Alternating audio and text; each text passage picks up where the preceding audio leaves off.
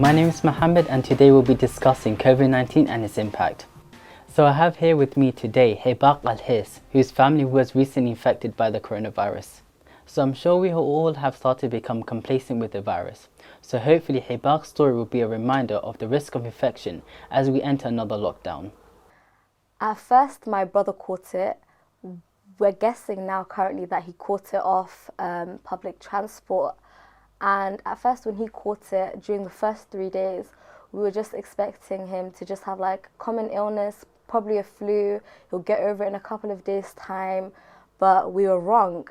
His condition slowly started worsening. And then after that, we were forced to call an ambulance. And until the ambulance tested him and confirmed him as positive for being as positive, we then recognized that he needed to self-isolate in his room for 2 weeks. And then afterwards, he can come out and continue his day-to-day life. But it didn't go as smoothly as the ambulance instructed. My mother caught it, and then after that, my father soon caught it. During this time, it was a difficult time for my sister and I, as we were both asymptomatic. We were both showing symptoms of the virus, like sense of taste gone, loss of smell, but we weren't as sick as our parents. So we were forced to step into a role that we've never taken in before. So we had to take care of our parents, cook food for them, do the laundry, clean the house, regularly disinfect, and on top of that, be on demand for their every need. So it was a very difficult time for my sister and I, with 3 members of our household being sick. Slowly, our father's symptoms started worsening. He was coughing severely, he was struggling to breathe.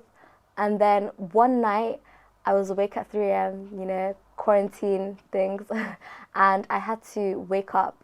I heard him screaming my name, saying, "Help, I need help now." And I went into the living room and I saw him struggling to breathe. At first, he was just shivering. He asked me to put on the heater. And then I came back into the room just to double check if he needed anything else. And he struggled to breathe. So he asked me, "Can you please call the ambulance?" I called the ambulance. They came within a matter of 15 minutes.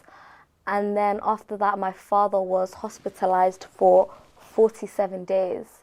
One of the key things that I remember my father saying to me was, "This may be the last time that you see me," which of course struck us very deeply when his condition worsened inside the hospital.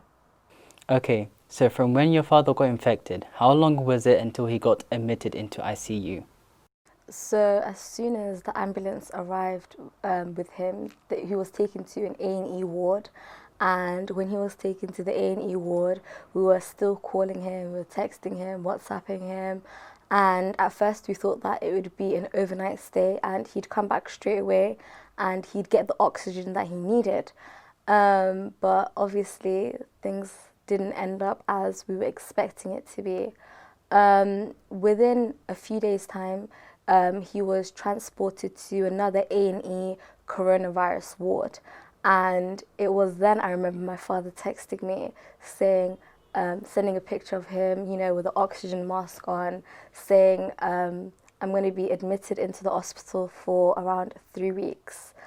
But obviously it extended into 47 days. And each week as it went by, his chances of surviving were obviously decreasing.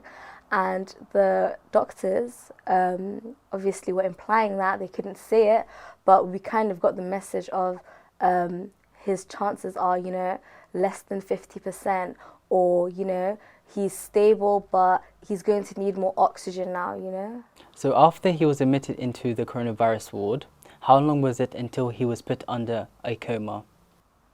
It took around 3 days to fully incubate him into a medically-induced coma. At first, he was taken to an A&E coronavirus ward, and then he was transported to a regular coronavirus ward. But then the doctors there decided that it was best to move him into the ICU. And once he was moved into the ICU, we weren't aware of this, but all of a sudden we got a phone call a couple of hours later from the doctors telling us that he's been put under a medically induced coma, and they gave us the phone to him and they said it's fine, you can say your goodbyes, or give him words of encouragement, make him feel safe. And we passed the phone around to my whole family, and then after that was the last time we heard from him. What do you mean by that? So from day 3 to day 47, we had 0 contact with my father. If we wanted to know about his state, his health, how he was progressing, or if he was not progressing, we had to contact the ICU doctors and nurses, and we didn't speak to him once. Okay, so I know you were told multiple times he was not going to survive. How many times was it? So the doctors didn't flat out tell us that he was going to die, but they kind of implied it. So one day they told us that he has less than 50% chance of surviving, and they told us that by the 3-week mark, usually people get better and they manage to go home. So during the first 3 weeks, obviously they were trying their hardest, make sure he gets out of this alive. But after 3 weeks, their hope kind of decreased, and they started throwing hints at our family, telling us that, he may not make it. He has a less than 50% chance. Being in the ICU is not a positive thing. So he is very ill, but right now the most we're doing is just, keeping him stable, make sure he's not getting any worse. But around the 5th week, they told me and my sister to provide 2 phone numbers that they could contact during all hours of the day, and just in case anything else happened. So I remember one morning I woke up and I heard my sister's phone ringing, and it was the hospital calling. So automatically we both assumed and jumped to the worst possible scenario, that they're going to tell us our father's passed away, that's it, he hasn't made it. But then after that, we answered the phone call, and it turns out they were just giving us an update. So at one point he reached 100% on the oxygen, on the ventilator. So he wasn't breathing for himself at all. So at one point he wasn't breathing for himself at all. So he was basically considered dead. But they told us that his lungs were going through something called fibrosis, meaning they were eventually getting harder and harder and harder, and that no oxygen was going through. And they tested out a trial medication on him, and they said that it was quite ineffective. But miraculously, he managed to get better, and his oxygen decreased to 70%. And they managed to do a CT scan for him, and it turns out his lungs weren't going through fibrosis. There were just a lot of tissue tears and a lot of holes in his lungs, and there was just like a bit of fluid building up in his lungs. But that was when we realized that there's a bit of hope, and he was obviously going to get better from what they kind of implied, saying that he's getting a little bit better. And as the days went by, his oxygen slowly started decreasing. So it went from 100% to 20% to 10% to 15% and to 5%, and then eventually they woke him up and they took him to a regular ward where he was going through physiotherapy, learning how to walk again. He was learning how to eat again, because he had a feeding tube when he was asleep because he couldn't physically eat. So they were trying to wean him off the feeding tube, giving him pureed food, and slowly from then he started getting better. So I'm assuming what you meant by the oxygen levels decreasing was your father's dependency on the ventilator. Yes, so what I meant by when the oxygen levels were decreasing was the amount of oxygen the ventilator was providing to my father. So as the ventilator's oxygen levels were decreasing, my father started breathing more for himself. So do you think young people really understand the impact of COVID-19? To be honest, I don't think young people understand the impact of COVID-19. Young people are likely to have non-severe symptoms. Only a small minority end up having severe symptoms. So I feel like young people don't understand the potential that they have to become a super spreader. Every young person has a family, and those family members have friends, and those friends have family members, and so on. So it's just a chain of people that every single person knows. And young people, if one person is asymptomatic and contracts the virus and gives it to someone who's vulnerable and they pass it on to their family members, I think young people could potentially have a serious impact on the current pandemic. So since we're going into a new lockdown, do you think this will be effective? So I don't think the current measures that are being taken for the second lockdown are going to be as effective as the previous one.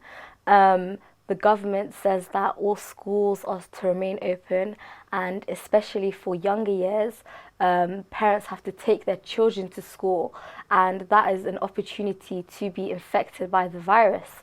And children in schools are obviously going to be mixing with each other. I mean, in my school, we have a bubble group of 200 students, and I think that's quite ridiculous.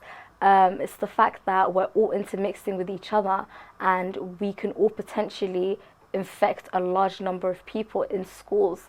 And students make they make a good sum of the population. So if students across the UK are still continuing to go to school, then this lockdown isn't going to be effective. If we're going to have a lockdown, it should be a complete lockdown. Coming back to you, how have you been coping mentally?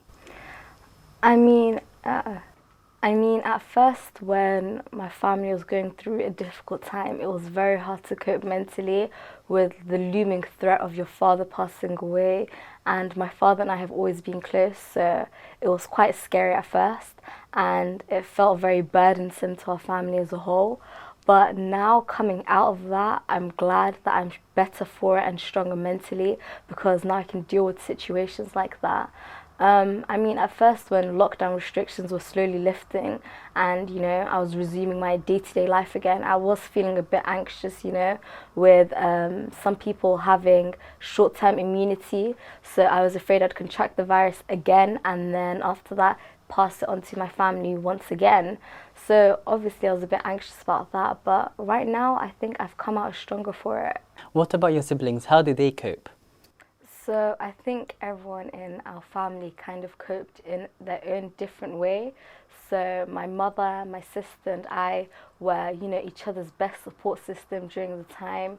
My mother was obviously very distraught. She loves my father dearly. And we had to kind of constantly console her, because that was her, lifelong partner. They've been through so much together. So the thought of losing him was obviously very scary for her. It was scary for me and my sister too. Our father is our best friend. We're very close to him. So we all kind of had to, be each other's support system. My brother, obviously, he's very masculine. So he was kind of coping in his own way. He was kind of, upset in private, but in public, I think he was just putting on a strong front for all of us. Do you think you would have coped the same way without your siblings? I don't think I would have coped without them, because there was so much responsibilities to take on as a whole. My sister had to constantly call the hospital again to make sure my father was getting the care he needed. I was comforting my mother. My sister, she's not that great at comforting, so, I had to take on that role. And my brother, he was, helping with the food shopping. My mother, she was very distraught, so there wasn't much we could do. So we kind of divided the work between each other, and that way, it would be less of a burden to us. And on top of that, we have our father being sick, so if I didn't have my siblings, I think it would be very bad. So what would be your message to the young people around the world? So my message is to all the young people around the world: be wary of the others around you, be considerate, and do not be ignorant to the impact of this virus. Make sure you wear your masks, constantly sanitize, and make sure you are doing everything in your power to prevent the spread of this virus, as there are multiple vulnerable people out there in the world, and you could possibly infect them, and you can cause the same amount of grief that happened to my family to theirs. And yeah, be considerate. Be considerate. I agree with that. This is a good way to end this video. Thank you for watching, and I think we should all be considerate to each other.